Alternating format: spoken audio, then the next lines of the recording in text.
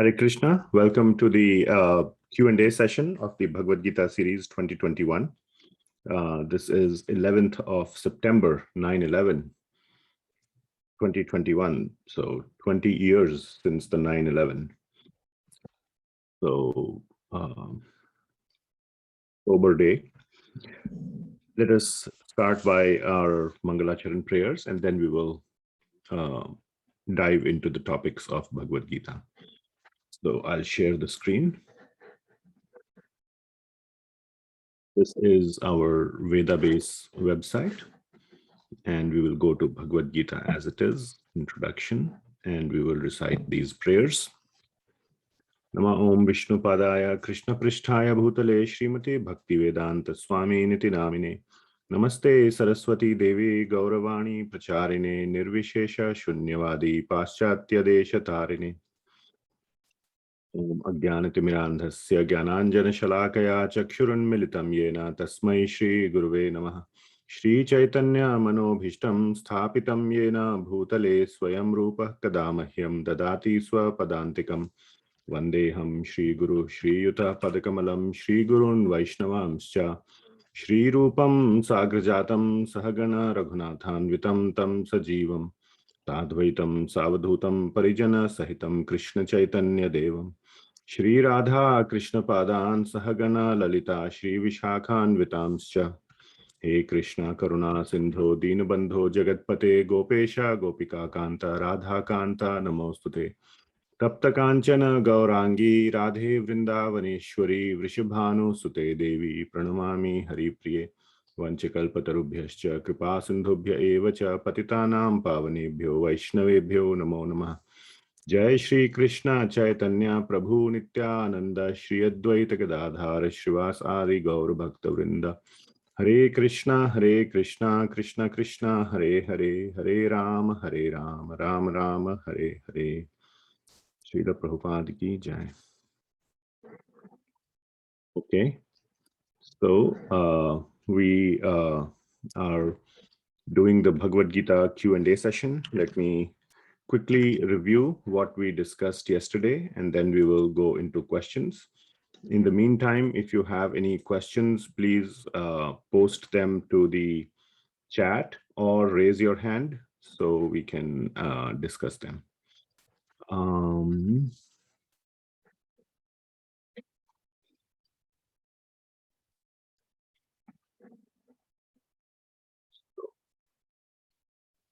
Yesterday, let me share the screen here.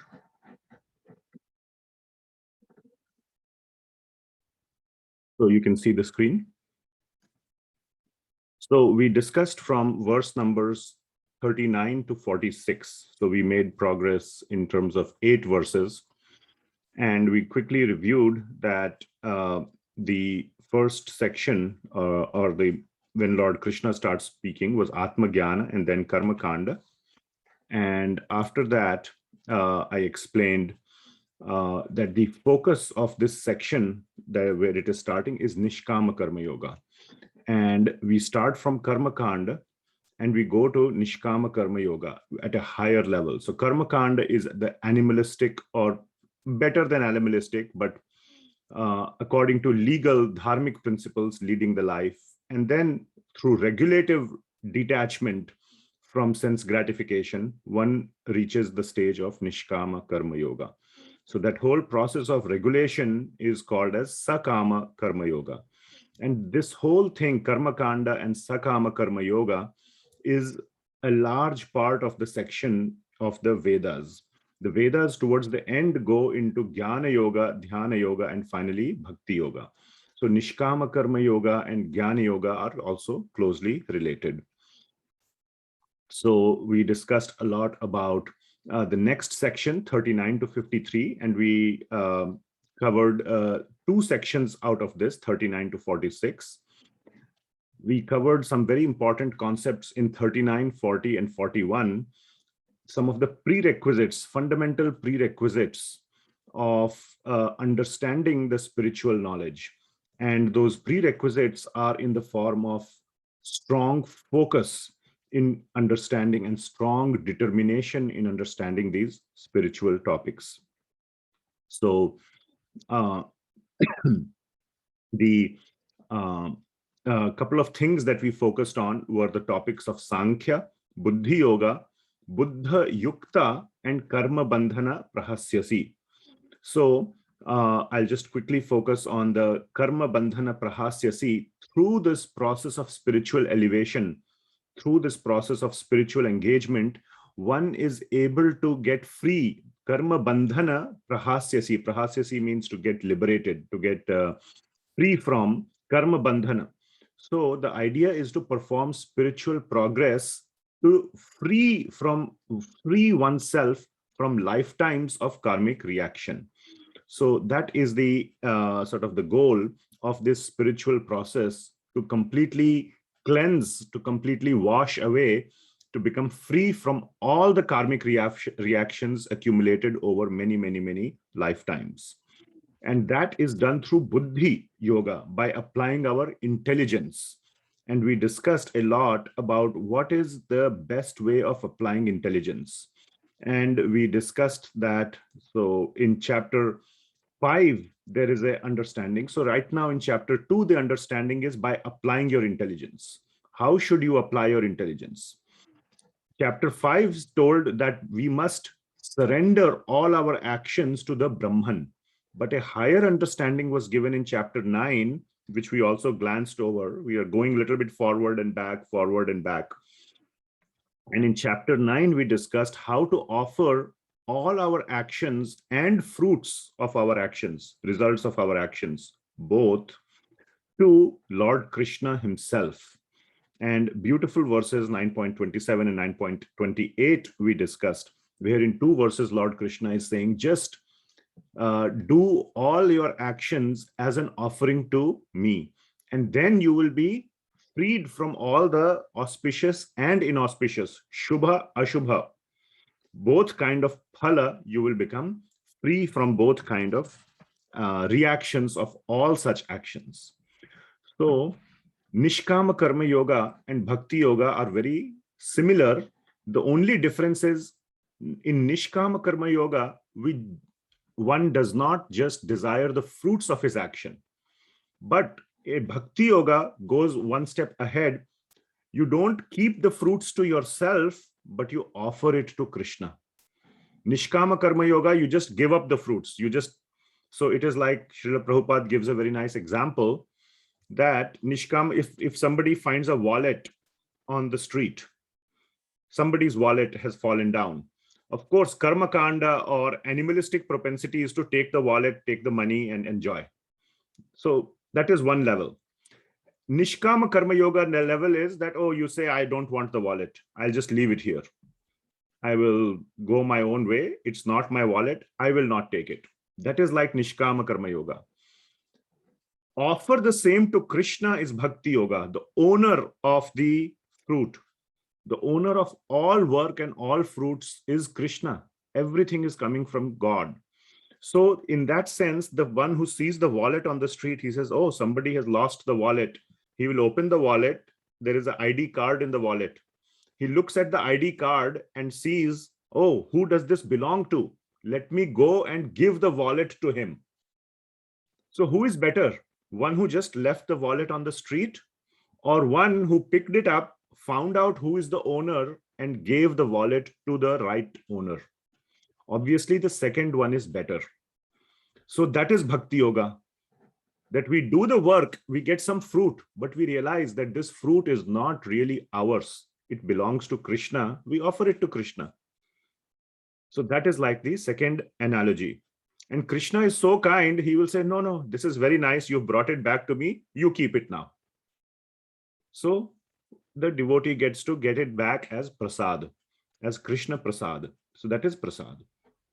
So that is what we discussed as the, and that also frees one from the karmic reaction. It is for karma free. Therefore, we say prasad is karma free.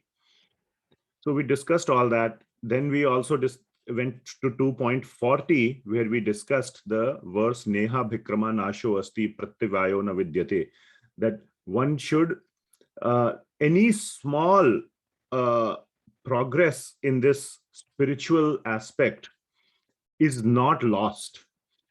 Everything that is material, all the material gains that we get, all the material accumulations that we get is lost at death. So at every point in death, we lose everything and we start from the beginning.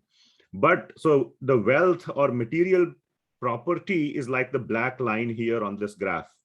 But spiritual property is like the blue line. It keeps accumulating across lifetimes. So we can make quick spiritual progress. So the slope of the graph can be higher or lower, but it absolutely accumulates over one life to another life to another life.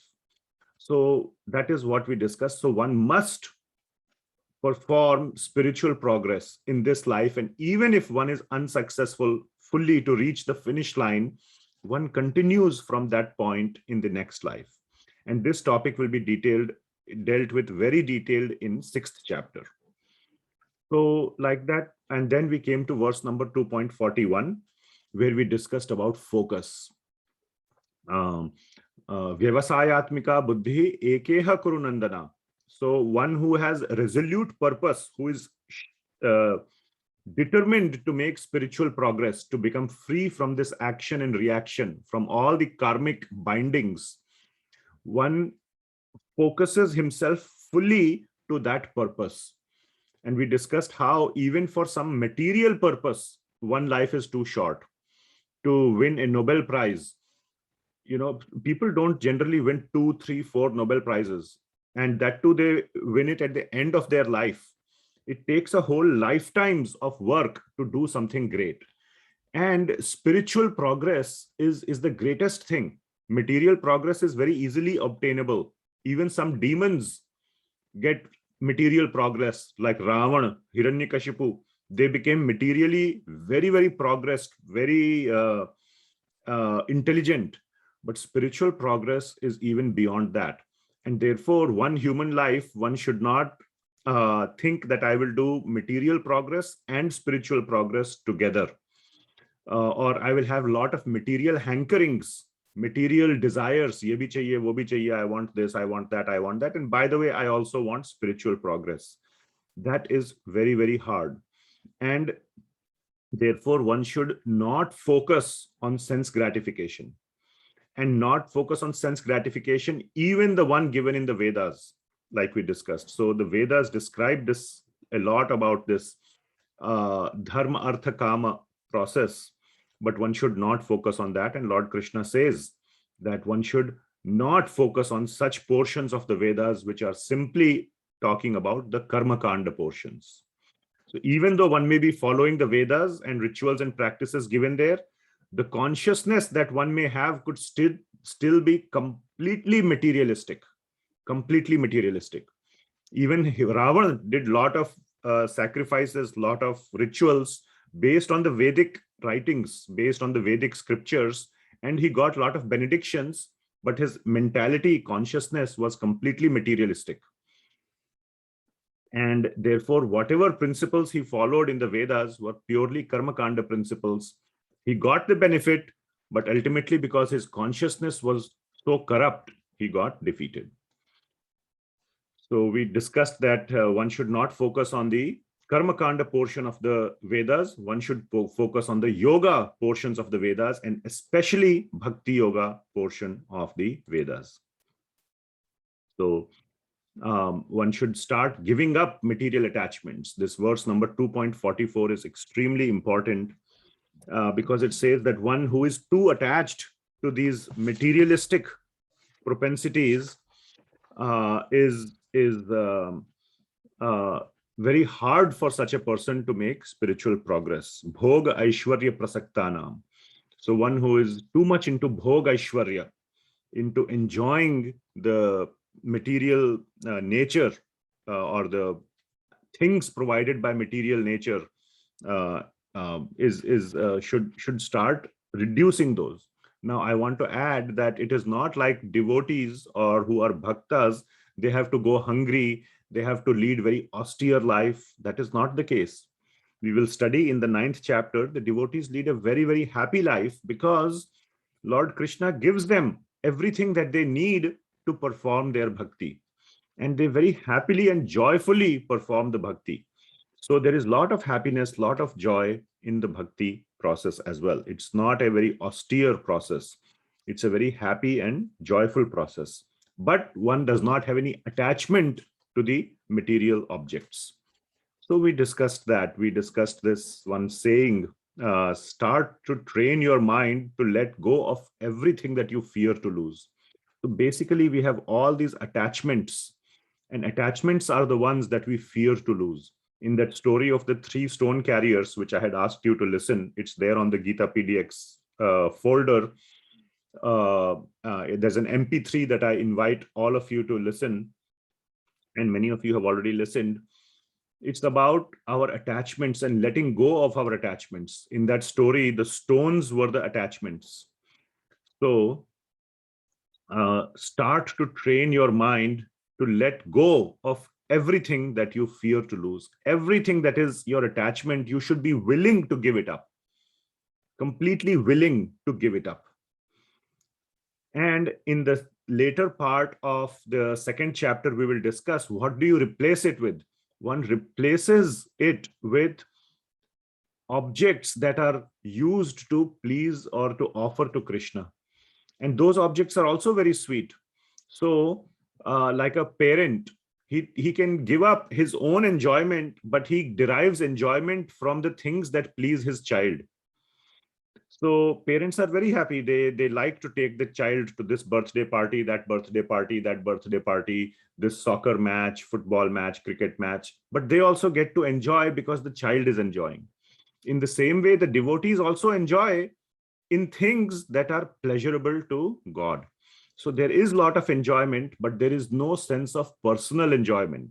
There is enjoyment in togetherness, in conjunction with the Lord as well.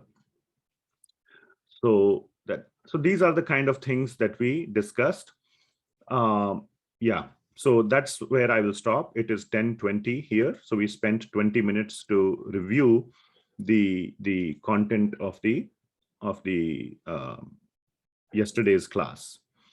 Okay, so now we can open up for questions, since this is primarily a question answer session. And let's see if there are any questions. So there was, in the meantime, while you are thinking about questions, I have a question on the internet, or on the sent on the Google form, which I will paste here.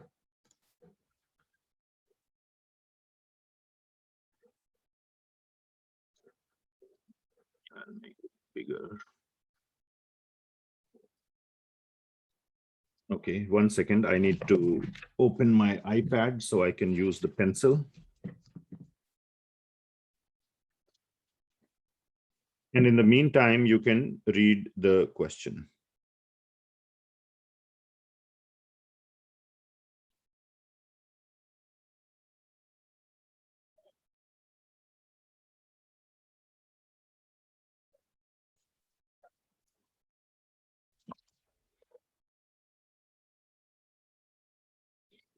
Okay, so the question is, as per my understanding, every act or event of anybody is as per permission granted from the Lord, from Lord Krishna, as per the karmic requirement. Yes, that is correct. Then there is a big confusion in my mind that even in reference to the question in today's class where a dacoit, so this is from the last class where we discussed about a dacoit quoting Bhagavad Gita. So the discussion was that somebody was in the police force and he caught a dacoit, and the dacoit had committed some murders. And ultimately he said that I was just instrument. The soul never dies, only the body dies, and I have therefore killed those people. So we discussed that question in the last class. So you can, that particular point you can see in the video recording of the previous class. But here the question is, In reference to that question, it means nobody is wrong because dacoit is only nimitta, and people who died because of his actions were supposed to die like that. We see so much of injustice in society, for example, brutal rape cases, etc. Is it also because of their karma and Lord grants permission? It's a very nice question, but we have, in essence, the essence of it, we have discussed it before, but let me explain again. So the question essentially is asking two things, or in two parts. So let us say this, let me just kind of again draw it a little more visually. This is the aggressor. Okay, and let's say this is the victim. There are two people involved here, aggressor and victim. Okay, and the question is that if the victim is going to be the victim of this aggressor, if the aggressor is going to do something to the victim, isn't it because of the past actions of the victim? That is one part of the question, and therefore it was destined to be such that the aggressor will inflict harm or inflict injustice onto the victim. Isn't it a predestined outcome? Because in some past life, or whatever may be the case, the victim might have been the aggressor and the aggressor might have been the victim. That is one part of the question. The second part of the question is, why does the Lord grant permission to the aggressor to do such a heinous crime? So if I'm understanding correctly, those are the two parts in which I can break up the question. Is that correct? Okay, so let us deal with those two questions. It is correct. So first of all, we said law of karma is very complex. Especially, we cannot decide in a case-by-case basis. We don't have the knowledge what exactly happened, why this person is the victim now, this person is the aggressor, etc., etc. In general, we can try to understand law of karma, but even that is very complex. Even the law of a country is very complex, let alone in a particular case. Even a lawyer, if he is told, if he knows all the law, he still has to go into the details of a case to understand who is right, who is wrong. Just by knowing the law book, one cannot understand in a given case where there is a victim and an aggressor, or a defendant and a prosecutor, what is the who is right, who is wrong. So one must know all the details, etc., which we do not know. What is the all that's there in behind that? Only Yamaraj knows, Lord Krishna knows. They have a whole list of all the video camera recording. They have all the evidence. They have the whole transcript of everything that transpired, and they can make a full judgment, and they will give a very just judgment based on that. So that is the first point to understand, that it is not going to be able to, we are not going to be able to resolve in a given case, this was right, this person was right, this person was wrong. That is point number one. Point number two, yes, in general, it may be possible that in a past life, the victim was the aggressor was the victim, etc., etc. And the aggressor is given a choice. So if that is the case, if there was truly law of karma is being applied, law of karma is applicable, the aggressor has a choice, and he can either follow through with the choice or he can give up. Follow through means, yes, he will go ahead and harm the victim. Or he can forgive or give up, or he can say, I don't know, even though it feels like I really want to do it, I have this desire to do it, I will not. So in that case, his karmic reaction, whatever he was given the choice because he was the victim, now he has the choice, he has given up, he is not creating any sinful karma for himself in the future, because otherwise this cycle will keep going on. Today he is the aggressor. In some future life, the victim will again become the aggressor, and this flip-flop will continuously keep happening till one of them chooses to break the cycle. The third point. So here we must never, there is a third point also. So with this understanding, one can think that, oh, the victim must have done something in the past, and therefore the aggressor has a right to do something to the victim. He is rightfully doing so. That is not always the case. There is something called free will. The aggressor may simply be exercising his free will out of no reason. Free will is exactly that. There is no past reason. And he has enough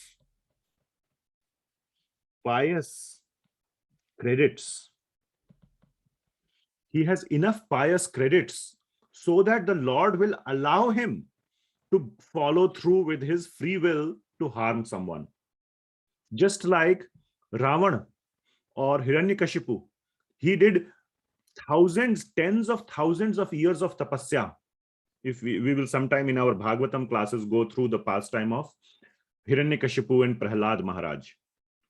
And you will see there, and many of you will know, that Hiranyakashipu did tens of thousands of years of very strong tapasya, to the extent that ants ate up all his body. Even his bones were gone. Just his soul was remaining. His whole body was destroyed by the insects. He was doing such strong tapasya. And then Brahmaji comes and gives him a new body and gives him all the benedictions. And what did he do with that strong pious credits that he obtained? He misused it. But because he had those pious credits, he was able to misuse. You can use them properly or you can misuse them. So free will, that is where free will comes. So it may be possible that the victim was not the aggressor in the past. That also is possible. Just that this aggressor has some pious credits, because of which now he has the permission of the Lord. The Lord has to put, because it's like the father said, the child said, I want $50. I have done my homework. You said I will give you $50 if I do the homework, pocket money. Father gives him $50. Now the child can go and, eat ice cream, which is good, or he can go and eat drugs or alcohol. So he has done pious credits, like he has finished his homework. So daddy said, okay, because you promised $50, I'm giving you pocket money because of your pious work of completing the homework. Now it is his free will how he uses the $50. He can use it properly to, do what kids do, like, buy a sweet or ice cream, or he can misuse it in buying drugs or other bad things. Okay, so one must understand that the aggressor, when he is aggressing or performing an act of aggression, it does not mean that one can become hard-hearted towards the victim. Oh, you must have done something bad, so it is correct that the aggressor is aggressing over you. That is not the right attitude, because you never know whether it is because of that or it is because simply that the aggressor is misusing his pious credits and misusing his free will. So I think I have answered all the aspects of the question. So you can make your, intelligent conclusions and etc. from the discussion.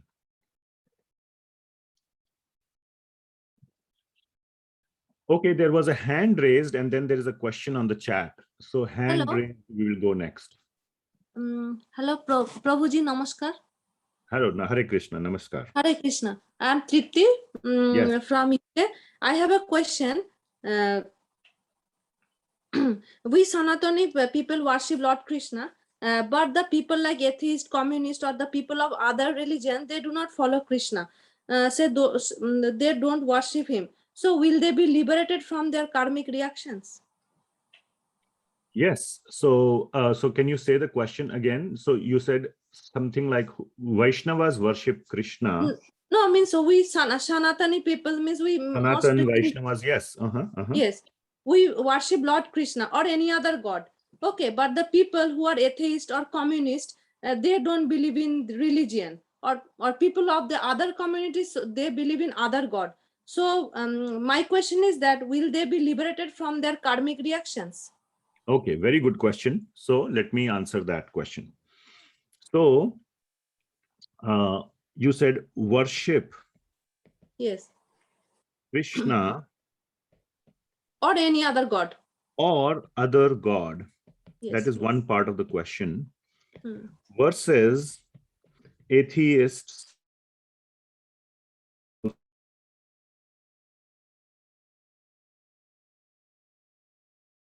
liberated, Oh. or do they have a possibility of being liberated? So there are a couple of questions here. Worship of Krishna, other god, and other classes of people who perform no worship. Let's just put it that way.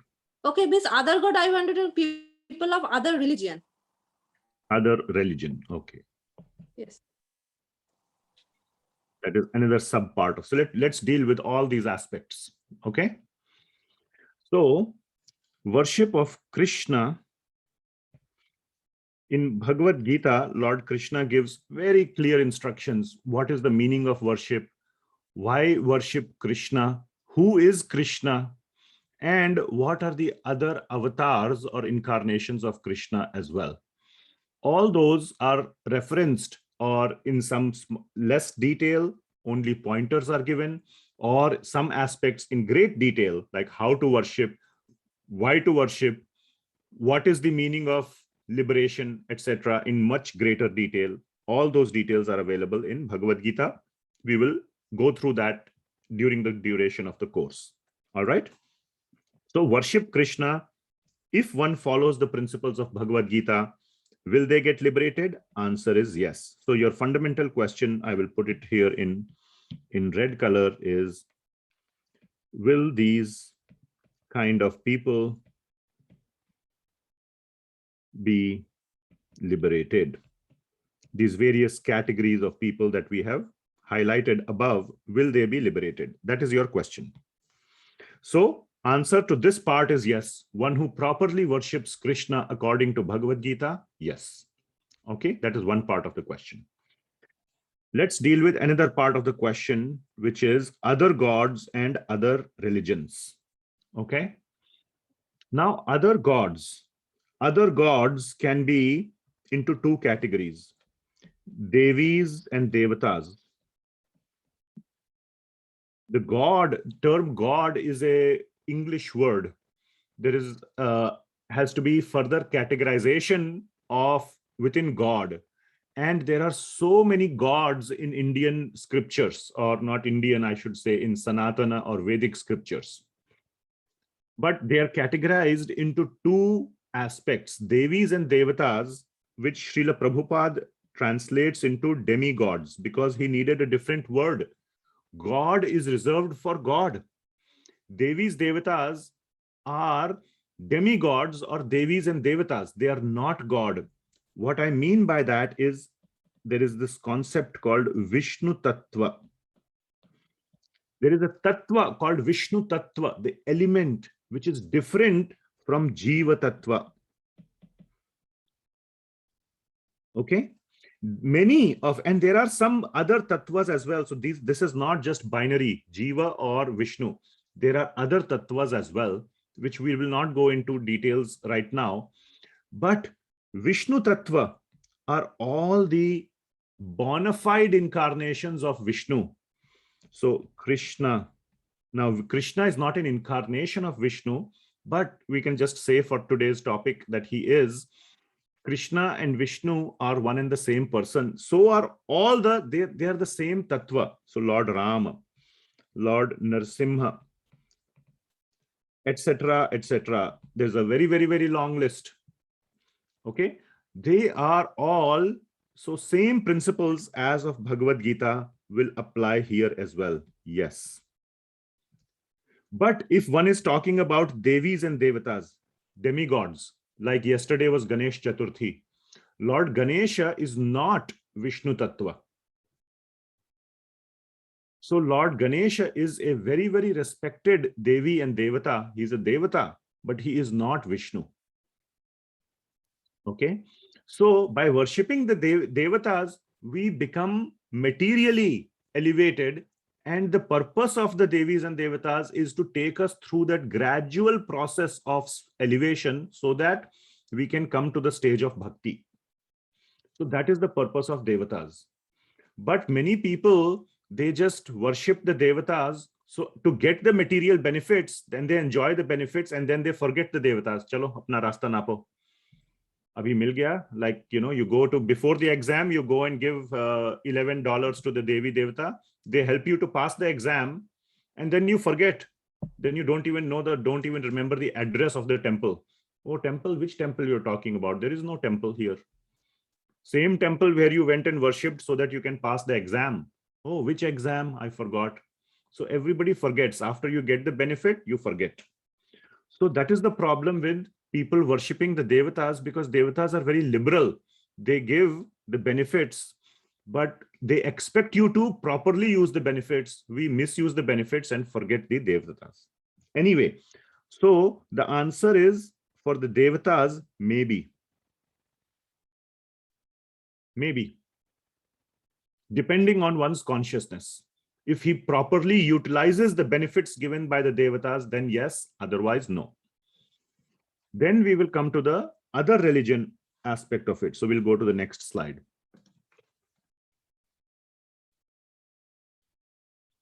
Now, other religion, let's say Allah, Muslim religion, or Christian religion, Jesus Christ, or maybe we will talk about the Buddhist religion, Lord Buddha. There can be many, many other religions. Now, Lord Krishna or Vishnu have many, many, many valid or bona fide incarnations. Many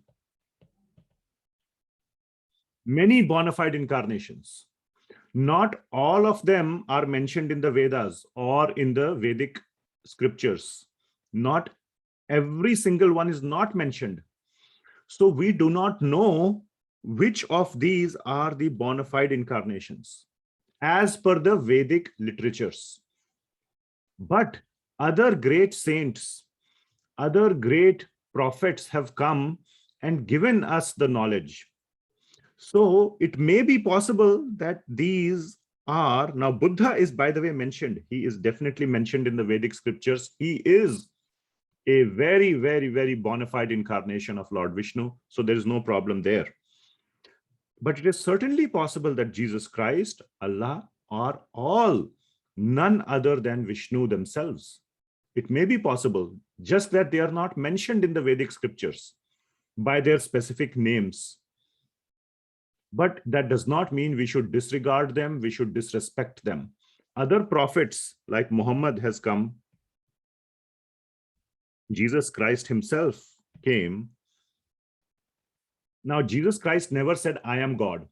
Later on, the disciples, and especially, again, we won't go into that, all the details, they declared that Jesus Christ is part of the Holy Trinity. The Father, the Son, and the Holy Spirit. They are all divine. They are all of the godly nature. So the Father is God himself. His Son is Jesus Christ, who is also of godly nature or godly tattva, and the Holy Spirit, which in our, I would say, would loosely translate to the Supreme Brahman. But anyway, it's not my job to draw analogies between Christianity and Vedic understanding. But anyway, the point is there could be bona fide incarnations that are not mentioned in the Vedas, and they may be. We should respect them. We should never disrespect them. And really, the only way to find out is by practicing that religion. Practice the traditions. If you are so serious about it, you practice that. And in your heart, you will get the confirmation whether this is right or not. Otherwise, there is no test. Like we said, there is no test for this deep level of reality. How do you know that even Krishna, there is no physics test or chemistry test that you can do in a lab with chemicals and it turns red or blue or this or that? There is no test that you can do. The test comes from within the heart. So you follow their teachings, you follow the footsteps of the acharyas, and their acharyas are like great acharyas there also, you know. I studied in a convent school, and Saint Francis of Assisi is a very, very, very humble, very noble saint in the Christian religion. And, you know, you follow such saints, and then you will get conviction in your heart whether they are bona fide religions and they are bona fide incarnations or not. So that answers your other religion question. Finally, your question comes to atheists and communists. So these are the people who do not directly worship God, but there are other processes, Jnana Yoga and Dhyana Yoga especially, and also Nishkama Karma Yoga. All these processes do not require worshipping any particular God. And through these processes, one can also get liberation. So if the atheist is performing any of these processes, then yes, he can be liberated. But in Bhagavad Gita, Lord Krishna says this is very, very, very difficult and rare. Extremely difficult, but it is possible.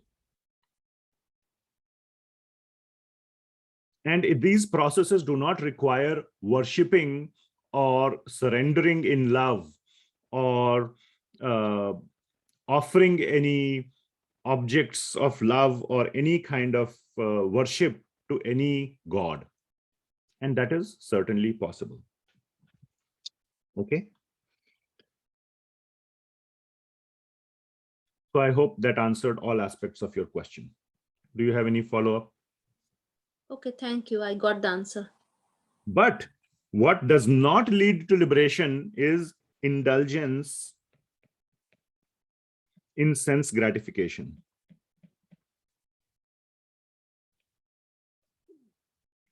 This for sure does not lead to liberation. It does not. This is one thing that will never, if anybody says, oh, by simply indulging in sense gratification, I will reach God.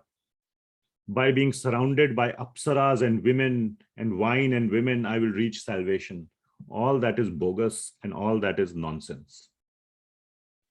All these processes require seriousness and detachment from sense gratification and attachment to the spirit or to the spiritual nature or spiritual goal.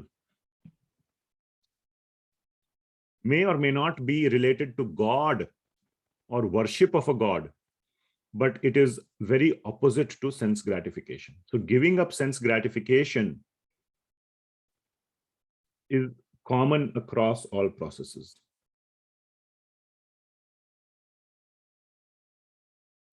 Okay. So I hope that answered all aspects of the question. Okay, great. I have one question on the chat.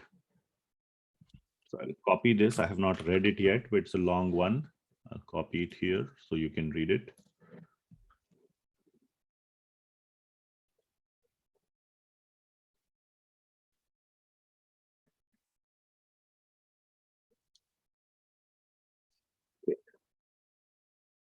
How to give up our attachment to a job that is the primary source of income for providing food and shelter for the family.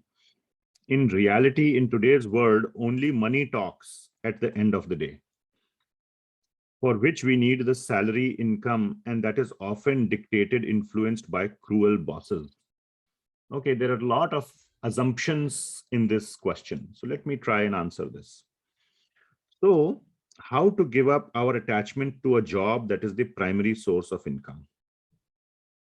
I don't know why the line is little shifted. When I'm writing the line, it is, let me see how I can, let me do it here.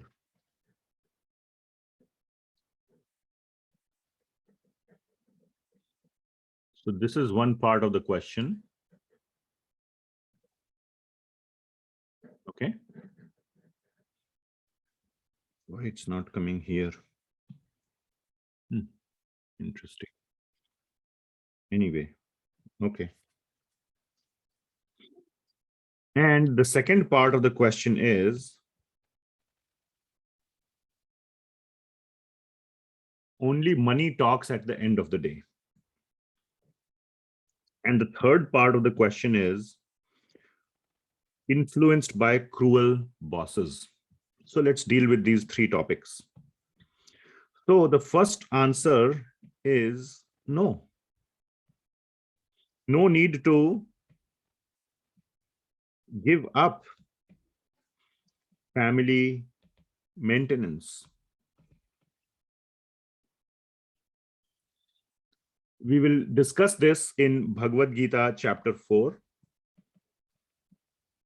And we will also provide a reference to this from Srimad Bhagavatam, Canto 1, chapter 2, some verses.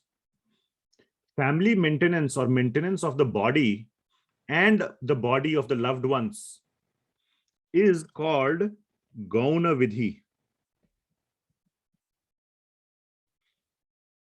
What is Gauna Vidhi? Gauna Vidhi means supporting principle.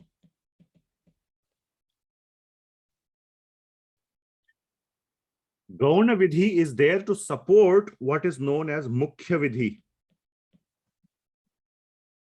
which is the primary principle.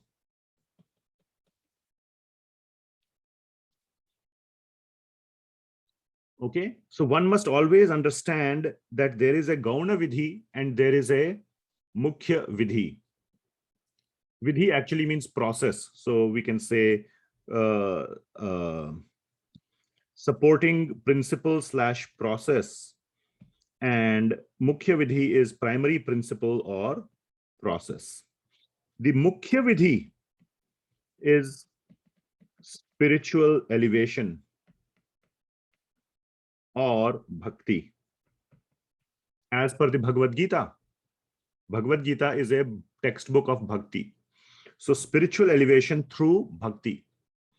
Family maintenance is our Gauna Vidhi. So if we are having our job as a source of income, and then you get the income and you indulge in sex gratification, then you are doing the supporting principle, but forgetting the primary principle. But you absolutely, from a bhakta perspective, from the standpoint of a devotee or a bhakta of Krishna bhakti, absolutely you need to maintain a family. But the principle is, the main principle is that you perform the bhakti, not misuse the wealth or the property that you have for maintenance of yourself and your family for your own unregulated sense gratification. So right now we may not be at the place where every single dollar that we earn can be used for bhakti, but let us start on that journey. Some part of your property, and the biggest part of your property, is your time, not the money. Time. You must have read that in even a lot of books. Time is more valuable than money, people say, and time is money, Some part of your time as a family, devote it to Krishna. Take his name for 15 minutes a day.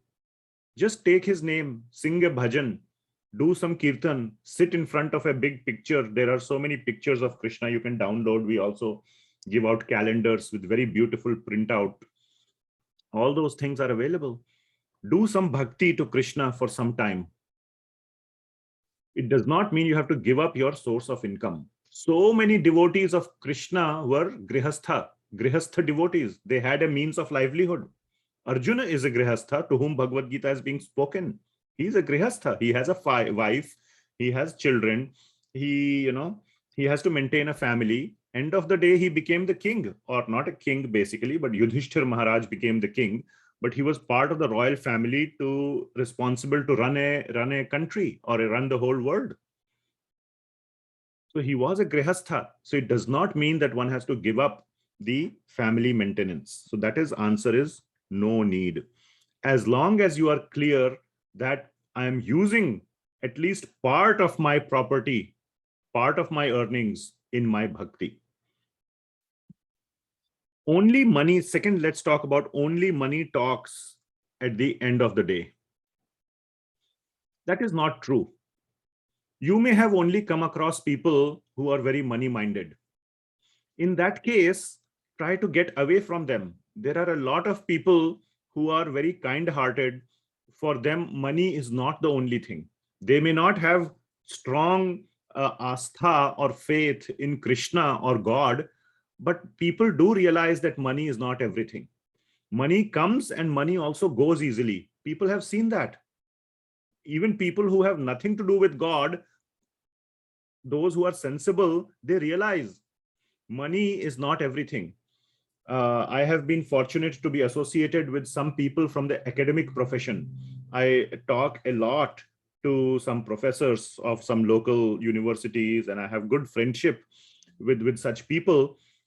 And they tell me they are a professor because if they wanted, with their intellect, they could go in the industry and earn 3 times more money. We have a professor here in the call. They can attest to what I'm saying. If they went to the industry, they could earn so much more, but they want to do something good for the society. They want to have a peaceful life, not associating with people who are just too much money. So there are such people. So it's not true that end of the day money talks. Yes, it is true, to get food you need money, to have a house, to have clothes, roti, kapda, makan, you need money. That is true. So with modest earnings, one can lead a peaceful life. You don't need millions of dollars, because then you don't need that much for family maintenance. How many rooms do you need to live? Do you really need a house with 20 rooms? What will you do? You will put one hand in one room, another hand in another room and sleep? No, your whole body will only occupy 6 foot of space. So you cannot use more than certain amount. How much will you eat? Even if you had so many things to eat, you can only eat that much. Otherwise, you'll become sick. So all this is there to feed our ahankar. Ahankar is the one which is insatiable. You cannot even sleep more than 10 hours. You will get a headache. Only the ahankar is insatiable. How much ever you give, you need more. The ahankar is always hungry. The stomach can be fulfilled. The sleep can be fulfilled. The body can be fulfilled. The ahankar is always insatiable. So trying to control that. So yes, money talks to a certain extent, but it is not everything. Too much money doesn't talk. And influenced by cruel bosses. Well, in that case, if you really feel that your job or the place where you are is so toxic, now, first of all, this will again go back into the principle of TME. I hope you have been attending the previous classes and you understand TME. If you don't understand it, I have repeated it enough times. Please go look. Tolerate, mitigate. What is happening? I don't know. And emigrate. So first, tolerate. If the situation, I don't know if you're drumming up the situation too much, but if your boss is just being reasonable or he's just a little strict, tolerate it. Otherwise, if he's worse than that, try to mitigate. Try to talk to him. Hey, why are you being so mean to me? Have a conversation. Try to do some action. So tolerate means everything is within yourself. That is the line between tolerate and mitigate. Tolerate means it's all within yourself. Somehow you tolerate the situation. No need to take any external action. Mitigate means taking some external action, which means to go talk to him or go change a little bit your situation. Maybe say, maybe, can we come up with a mechanism, whatever, maybe the cruelness or the whatever toxicity that your boss is having. And if not, find a new boss, find a new job. But do not just try to be what we were discussing yesterday on the hamster wheel of sense gratification.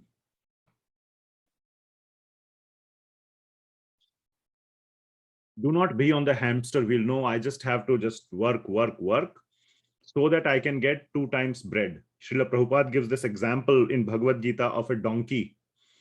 He just works hard for a master just to get 2 times food. If he were to leave the master and just go into the jungle, he will have enough grass to eat for free. But he is so foolish that he just works so hard for the master just to get little drops of benefit. Like that, we think that our boss, if our boss is not there, everything will be lost. Our life will be miserable. No. Become a devotee and Krishna will take care. Krishna will help you to find a job, a better job with a better devotee. Have that faith. So therefore, perform Krishna Bhakti and Krishna will help you in your life to improve the situation so that your bhakti will improve. Krishna will definitely take care of you if you sincerely start turning towards Krishna and perform Krishna Bhakti. Definitely Krishna will help improving your situation. It is like a son telling a father that son is saying, Father, I have some problem. Can you please help to solve the problem? Father will come and solve the problem or will help. He is interested in helping the child. Similarly, if you turn to Krishna, if with the intention of coming to Krishna, if son tells the father, please help me so that I can enjoy drugs. Please help me so that I can go to the brothel and enjoy with prostitutes. Then the father is less inclined to help. But if the son turns to the father and says, I really want to come to love you, please give me the means, please give me the way so that I can develop a good relationship with you, father will be more than happy to help the child. So like that, you don't say that, oh, then why doesn't God help me to get a better job? Well, that is because of your karma. Then the God treats you like a neutral. But when you start coming towards God, he starts positively interfering in your life to help you to come towards him. That is when you invite God's interference into your karma. Otherwise, God is neutral and whatever is happening based on your karma, you will get.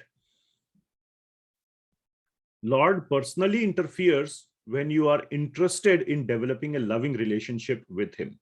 Else, he is neutral. Okay. So if you are a IT person, it's like this. If interested in developing loving relationship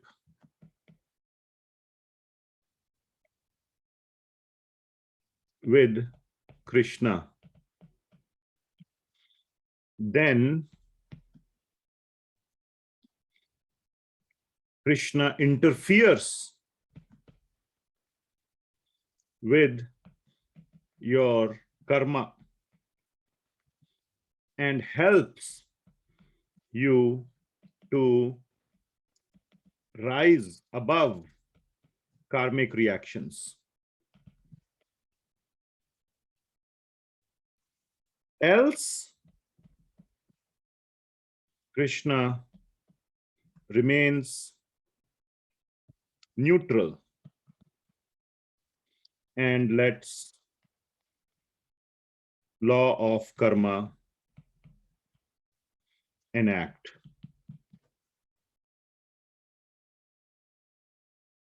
Okay. So I hope that answered all the aspects of the question.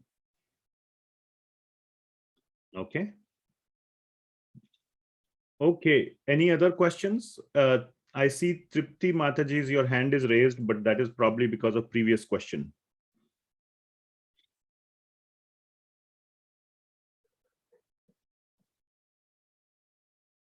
Yeah.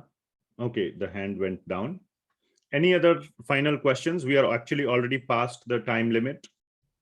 So no more questions. Then we will stop here. Thank you so much. Yes. I just wanted to ask a question. Do I Yeah. have time? Yeah, go ahead. If it's a quick one, we can take it. Otherwise, we will take it next time. Okay. No, in verse 2.39, you said that oh, it's gone. Why don't you do one thing? It looks like it might take longer. Yeah, okay, I'm sorry. Either Okay. Please, I know you join the calls regularly. Can we take this up in the next class? Okay, I don't mind. Thank you. Yeah, I'll do that. Thank you so much. Thank you for your good, nice questions. Okay. You can also post it on the Google form. I can think about it better and prepare my points for the answer as well. Otherwise, you are welcome to just ask online in the next class. Either way. That's great. Oh, that's great. Thank you. Thank you so much. Thank you. Thank you. Okay, thank you so much for joining and for this question answer session. Thank you very much. Hare Krishna. Srila Prabhupada ki jai. Hare Krishna. Hare Krishna. Hare Krishna, Prabhuji.